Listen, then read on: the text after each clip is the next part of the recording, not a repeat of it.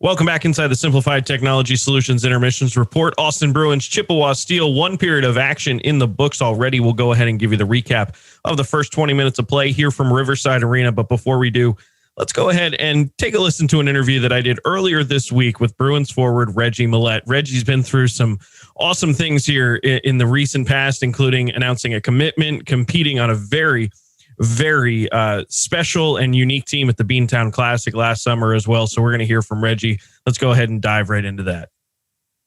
Hey, Reggie, thanks for taking the time for joining me here today. I want to talk to you. I know our fans are definitely happy to have you back and to hear from you. So I wanted to talk to you and get you the chance to talk to the Austin faithful a little bit here about your return season, your final year in junior. First of all, how are things adjusting for you since coming back down from Dubuque? It's been awesome. I can't complain. That's great. I mean, COVID and all that, it's got to be real weird. And we've talked to everybody about COVID. So, you know, does that make things really difficult for you guys? Yeah, it's difficult in its own way. You know, we got to wear masks and stuff in practice. So, we're just doing a little bit of adjusting there. But overall, it's good that we're just back on the ice and playing hockey. Did you notice a lot of differences between the USHL and the NAHL and how they're handling COVID? Yeah. There's actually a big difference. I would say in USHL, it's kind of like you're kind of in prison, kind of. But here, it's we get to hang out with the boys, spend some time together, and actually go out and have food. So yeah, that's the difference. Talk to me a little bit about Dubuque and playing down there in Iowa. You were definitely a fan favorite. I know that obviously as the Bruins, we follow the Fighting Saints on Twitter. And anytime you would do something to score a goal or have a big play or a big hit, I mean, they were retweeting that. It would always get more likes and more retweets than some of their other basic standard stuff. What was it like playing for the town of Dubuque and playing at the USHL level? It was an honor playing for Dubuque. Really can't find the words to, say. I'm just very grateful for the opportunity that they gave me. In that, I also got my Division I commit. So a lot of praise and thanks to the owners and coaches in Dubuque. You mentioned that Division I commitment, American International. What a great school. What made you choose American International, and what was that process like leading up to the days where you finally said, you know what, American International, that's the school I want to go to? Yeah, well, the process was kind of like, it was quick. Like I was doing my whole quarantine thing after our season got canceled in Dubuque, and really no hockey was being played or nothing was going on. And then one day I just got a text and from Coach Lang, and then they were like, hey, we're interested. And from then we started doing our Zoom work because there was no chance for me to get out to Massachusetts because of COVID. But all in all, I just think the family aspect that they brought to the table, with including people like myself being African-American, I just think it's awesome. The first thing that they brought to me was, here it's a family, and we want to bring you under our wing and show you how we do things here. And from the Zoom meetings, I kind of fell in love with the school. So it was kind of easy, to be honest. Let's be honest. It's because they're black and gold too, isn't it? That's really, yeah. You just like the color scheme. Exactly.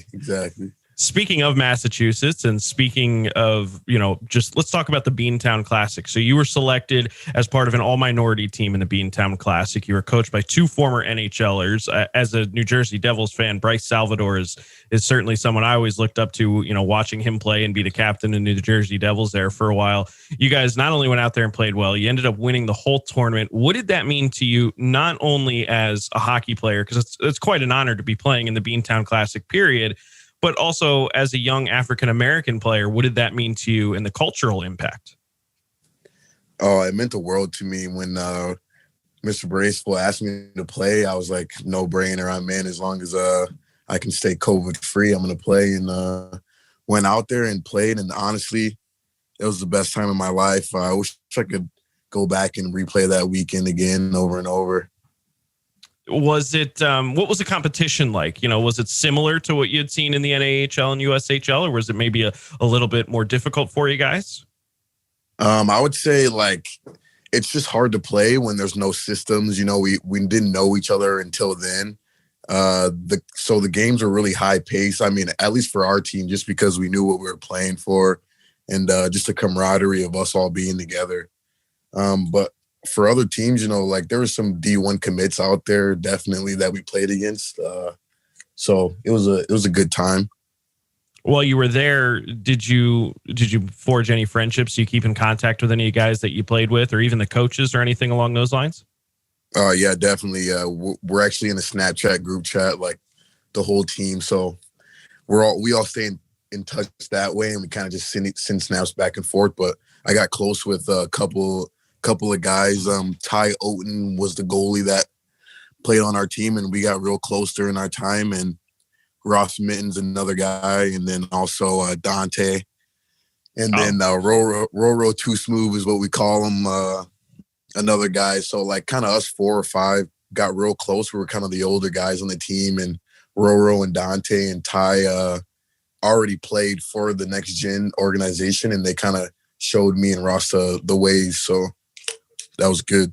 That's impressive. While you were there, did you take the what is it about it, the 2-hour drive out to Springfield to go check out American International? Were you able to get to see the college?